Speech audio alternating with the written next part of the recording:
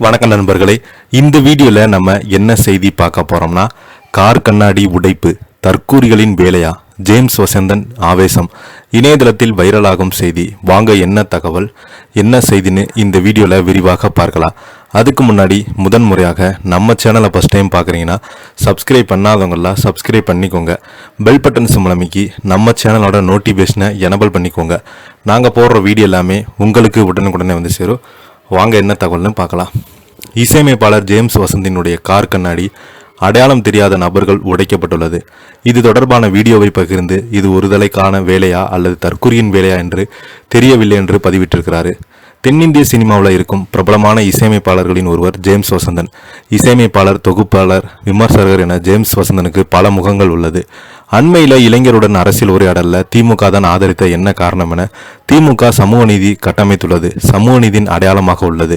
விஜய் சினிமாவில் ஊழல் செய்தாரா இல்லையா என்ற கேள்வி எழுப்பதற்கு அங்கு வந்த இளைஞர்கள் ஆமாம் என்று கூறினார். உடனே சினிமாவில் ஊழல் செய்தவர் அரசியல் மட்டும் ஊழல் செய்யாமல் இருப்பாரா என்ற கேள்வி எழுப்பினார்.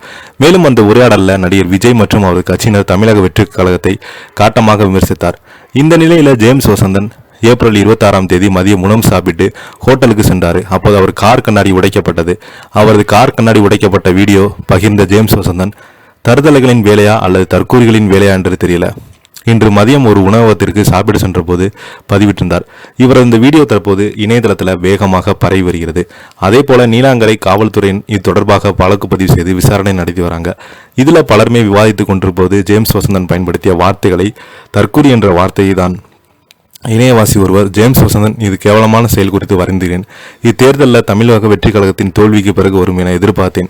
ஆனால் இது முன்னதாகவே நிகழ்ந்துவிட்டது. இதுதான் அவருடைய வளர்ப்பு. கருத்தியல் ரீதியாக எதிர்கொள்ள தெம்பில்லாம கோழைகள் கொண்ட கூட்டம். கெட்ட வார்த்தைகளை உபயோகித்து தான் பதிவு போடுவாங்க. ஆனால் பதில் தெரியாத என்றும் பதிவிட்டிருக்கிறாங்க. பலருமே இது விஜய் ரசிகர்கள் யாரோ என்றால் செய்திருக்க வேண்டும் என பதிவிட்டிருந்தாங்க. மேலும் சிலரை விஜய் ரசிகர்கள் மீது பழி போட யாராவது இப்படி செய்திருப்பாங்களா கூடும் என்று பதிவிட்டு வருகிறாங்க. இப்போ பார்த்தீங்கன்னா இந்த செய்தி சோசியல் மீடியாவில் வைரல் ஆகிட்டு வருது.